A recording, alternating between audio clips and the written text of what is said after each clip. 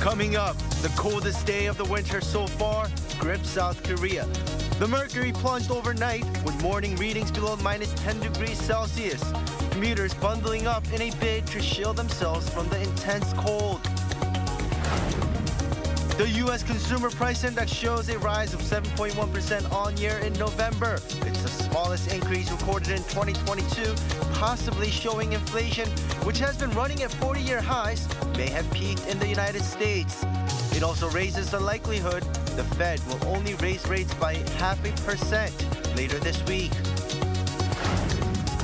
Plus, Argentina thrashes Croatia 3-0 in the first semifinal of the World Cup in Qatar. The South Americans set themselves up for a final berth this weekend against either France or Morocco. Lionel Messi also sets a record for most World Cup appearances by a single player with his starring role in Argentina's victory.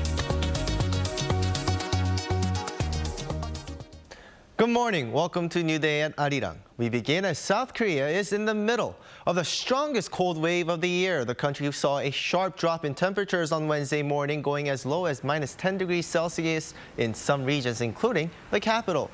A cold wave warning has been issued in most regions as temperatures fell 5 to 15 degrees from the previous day. Snow has stopped in the capital area, but more is expected in some regions, including Chungcheongnam-do and Jeollabuk-do provinces. The Korea Meteorological Administration has advised people to dress warm as strong winds will make it feel much colder than it already is.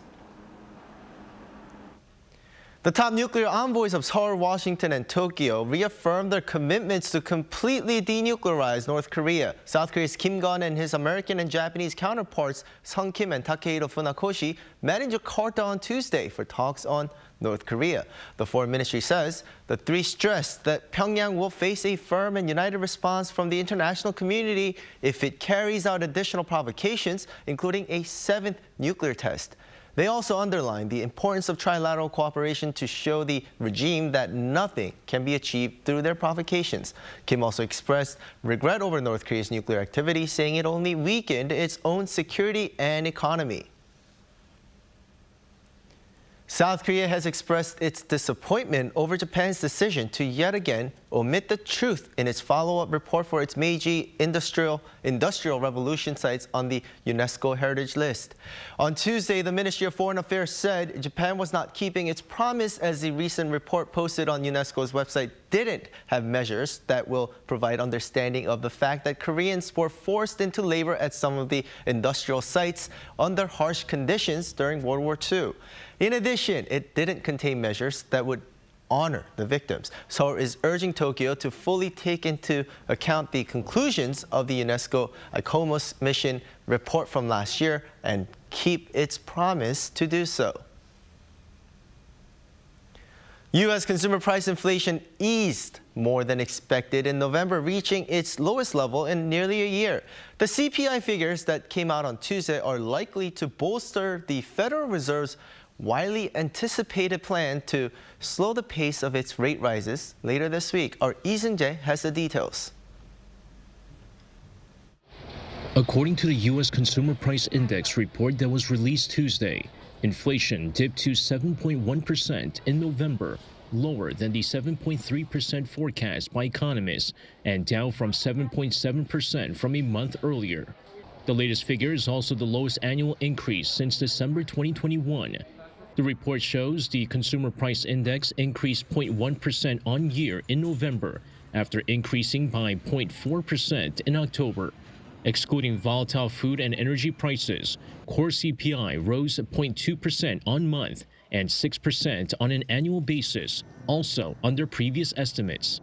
Falling energy prices helped keep inflation at bay as the energy index declined 1.6% in November, due in part to a 2% decrease in the price of gasoline. However, even with its monthly decline, the energy index rose more than 13% on year.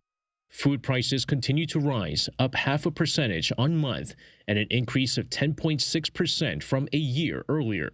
The November CPI report came on the same day that the rate-setting Federal Open Market Committee began its two-day meeting.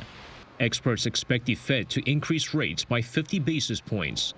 The slowdown comes as the country has been seeing a steady decline in its CPI. Headline CPI peaked at around 9% in June and has been on a slow but steady decline since, indicating the aggressive rate hikes have been working. 이승재, Arirang News. While most COVID restrictions are lifted, small business owners are still struggling. Most are earning less than they did when the rules were in place. Loans are getting more expensive as interest rates rise. Many of them to consider closing up. Our Choi Min-jung zooms in on this phenomenon. With social distancing rules eased in April, many in South Korea believed things would be closer to normal. However, this has not been the case for business owners. A quick recovery was expected, but businesses witnessed a drop in sales due to soaring prices of goods and services, as well as interest rate hikes. Business picked up again to some extent for about a month or two, but after that, it suddenly dropped. At the minute, any sort of recovery has stopped. Data from the Federation of Korean Industry shows that 7 out of 10 business owners saw a bigger drop in profit after the easing of social distancing rules compared to a year ago.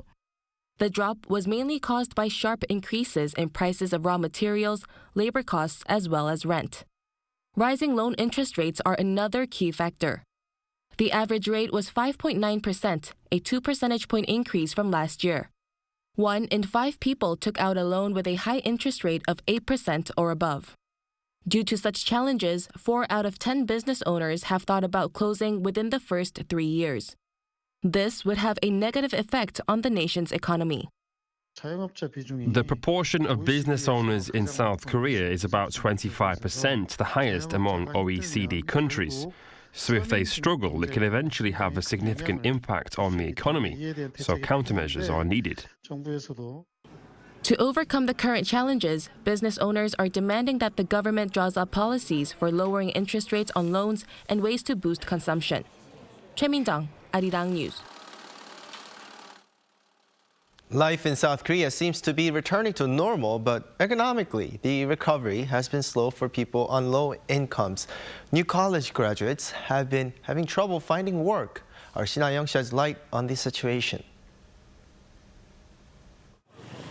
South Korean society has been hit hard by the pandemic. College graduates, for example, have been struggling to find jobs over the last 3 years. According to Statistics Korea on Tuesday, the employment rate for university graduates in 2020 fell more than 4% from the previous year to 57.6%. This came as small and medium-sized businesses scaled back their recruitment plans following a drop in income during the early stages of the pandemic. Due to the situation in the job market, some college students have been delaying getting their degrees even though they were ready to graduate due to the stigma or being unemployed and no longer a student.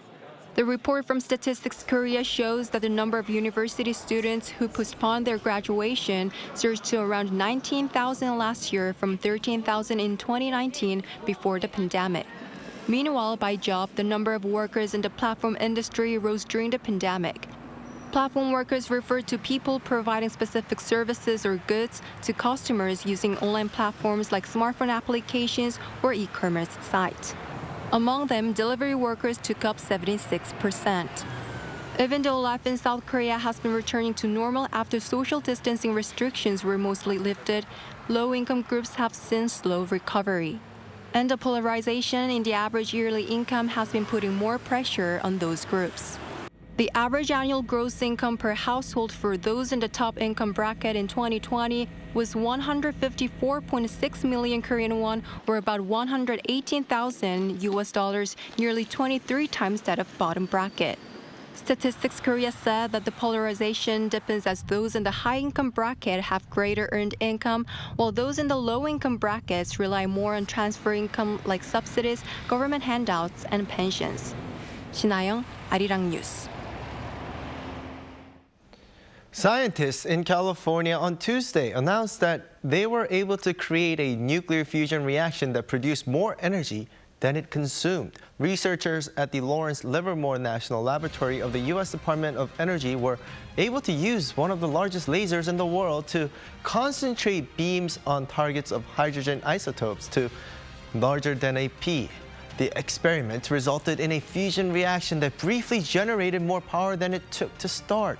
If the preliminary findings are proven to be accurate, scientists will be on the path to harness the energy of the sun and build a commercial fusion power plant on Earth.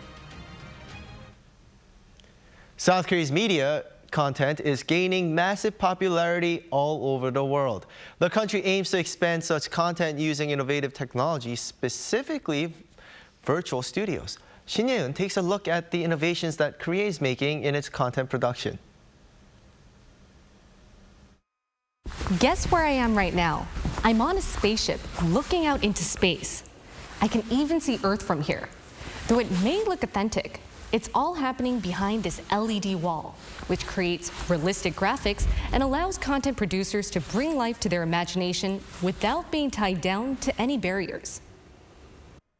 Before these so-called virtual studios appeared, producers in Korea had to pour in more time and money to make a better product.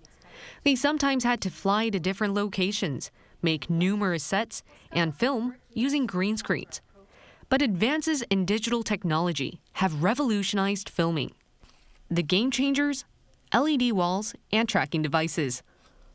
If you look at the camera, you can see small red trackers.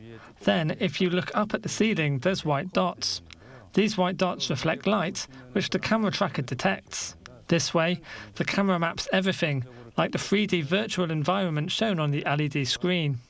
It can film all 360 degrees as if it's inside this virtual space.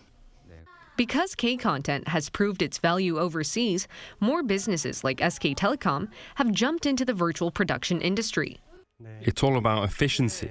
We're trying to lead not only the Korean wave, but also the Asian movement. Thanks to digital technology, we can be smart about making content. We're planning to use 5G, artificial intelligence, and cloud services to advance the quality of production here. The Ministry of Science and ICT is looking to make virtual production the new norm. We are talking with the Finance Ministry to see how much money we can allocate to support the virtual production. We hear it costs around $40,000 to $80,000 a day to use a virtual studio, which could be a burden for small and medium-sized enterprises. Our goal is to break down any entrance barriers and increase opportunities for more people to access digital studios. This matches the government's vision of providing better infrastructure for content creators, especially since content has become one of the country's main exports. Shin Ye-eun, Arirang News.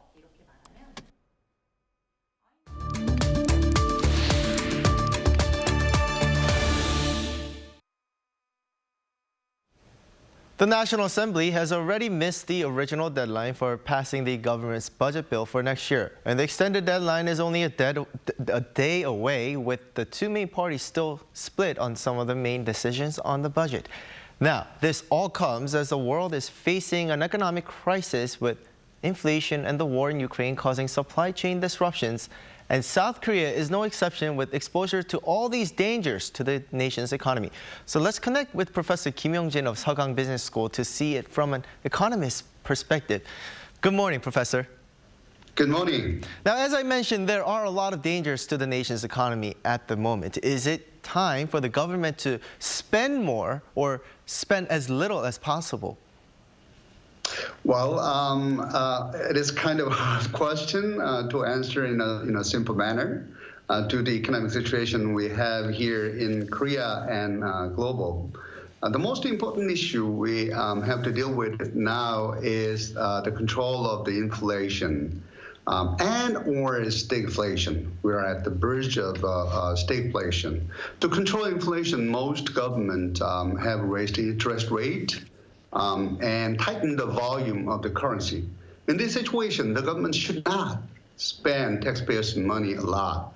Otherwise, the inflation will be exacerbated. But if we are in stagflation, it is tough to make decisions. Absolutely, the government does not want to spend money to control the price increase, but they have to support low-income families who suffer due to the low economic growth. While the price is going up, income is not increasing or even staying same in the individual level, even in the company level, the sales volume is not growing and the profits are dwindling down. The government need to support, these companies with financial support packages or R&D support, which in turn push up the price. This is a dilemma. The only way to get out of this situation is to improve productivity and new technology development. To conclude, the government need to spend as little as possible at the moment. Okay. Now, spending is another issue, and there's another aspect to this budget is the tax, right? How much the government is going to collect. The ruling bloc wants to lower the corporate tax rate, while the opposition bloc wants to keep the current rate. Again, looking purely from an economist's perspective, where are we right now? Why is there a debate over this from the two sides? Right. As you mentioned, the ruling PPP argues that we need a corporate tax to support the suffering companies and promote investment in the midst of inflation or stagflation. While the main opposition DP argues that the tax cut is only for super rich when it is given to the companies with over 300 billion operation profit, and rather SMEs need to have 10% point tax cut. This difference, I guess, comes from the difference in the supporters of two parties. Both sides of this argument have pros and cons. The argument of ruling PPP is half right. The average corporate tax rate of the OECD is about 21%. This is, Korea's statutory corporate income tax rate is 25%. So it looks, a little bit high. However, when we put the GDP amount into the consideration, it is a different story. The countries that have higher GDP impose higher corporate tax. The UK recently announced that they would raise the corporate income tax rate next year from current 19% to 25%. President Joe Biden of the U.S. Promised that he would raise the corporate income tax from current 21% to 28%, although the plan is halted, for various reasons. Moreover, global companies do not move from one country to another due to the small gap, like 2 to 3% in corporate tax rate. When it is extremely low, they might move from one country to another. Also, one of the most important factors for their investment decision in foreign countries is the stability of regulatory system, not income tax rate. In the sense that the economic situation next year will be exacerbated further and low-income families will be suffering. DPs, the opposition DPs, proposal would make sense. Not like the big companies, to small businesses, including moms and pops stores, the tax cut will become their direct income to spend. Right. Considering the rate of their operating profit is only 2 to 5%, the tax cut will ease their financial burden.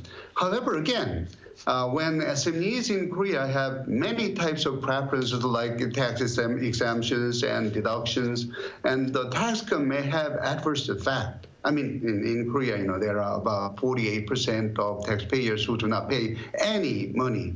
And this kind of cut, for the low-income companies may cause more moral hazard or free riding. Right. It is a complicated situation, but in a short way, where would you like to see government spend more to get out of the economic situation?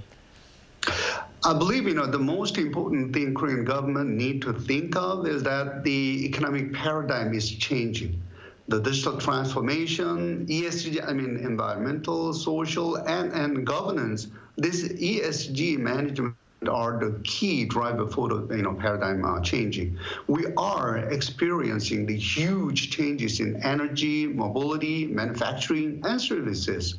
Considering Korean economy heavily relies on export, Korean government need to support companies to be prepared for being equipped with renewable energy systems, the development of environment-friendly product and services offerings, and ESG-friendly supply chains and ecosystems. Right. The companies in the EU region will require exporters to check their supply chain ESG management, and companies in the US will require exporters to use 100% of renewable energies.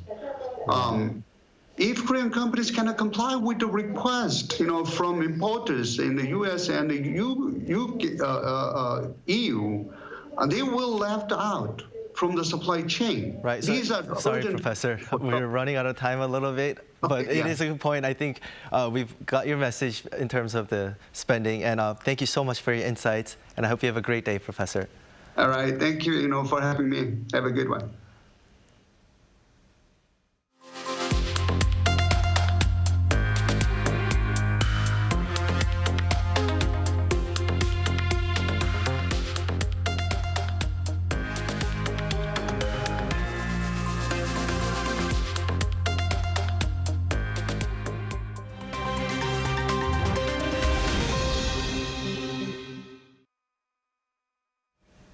For a look at the news from around the world now, we turn to our Matthew Ashley, standing by at the Arirang newsroom. Good morning.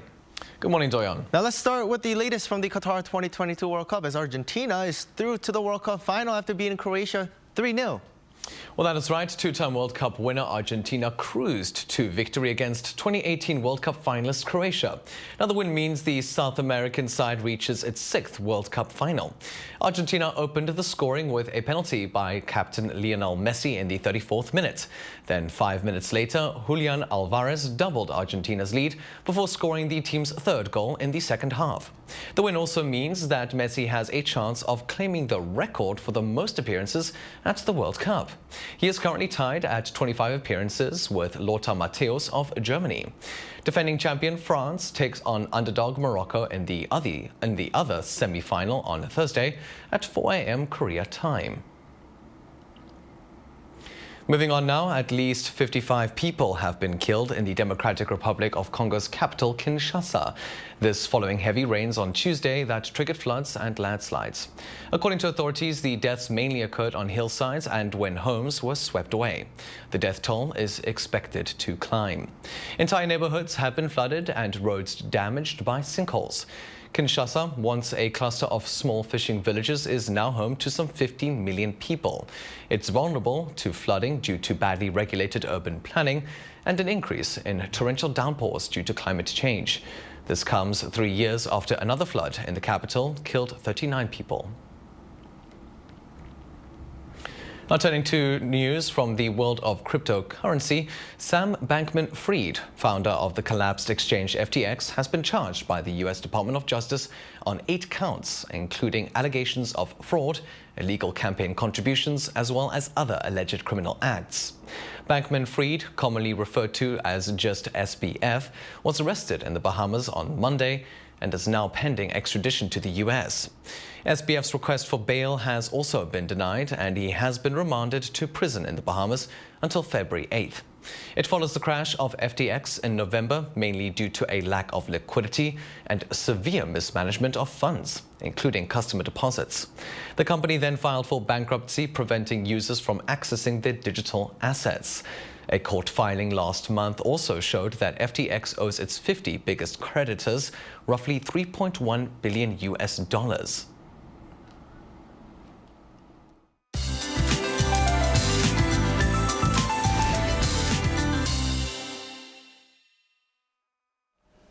Good morning. It's freezing cold today. Feels like minus 17 degrees Celsius here in the capital, with cold wave alerts in place across most of Korean peninsula. And biting winds are only adding to the chill, so please do everything you can to keep yourself warm. Making things worse on this freezing day is the snow.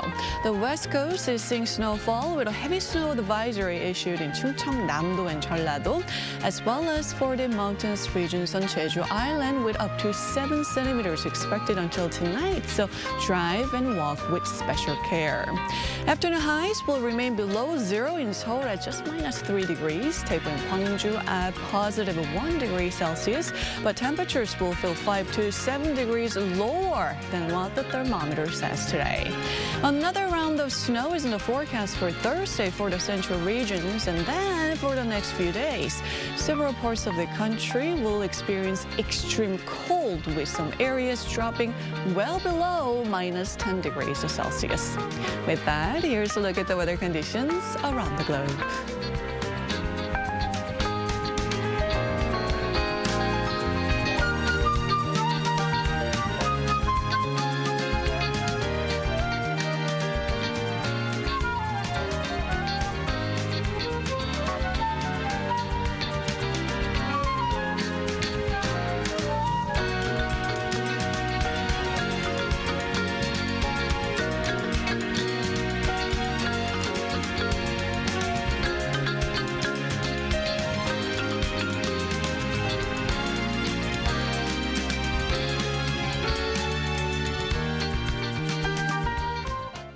And that'll do it for New Day at Arirang for today, but stay with Arirang News for the rest of the day for the updates. Goodbye.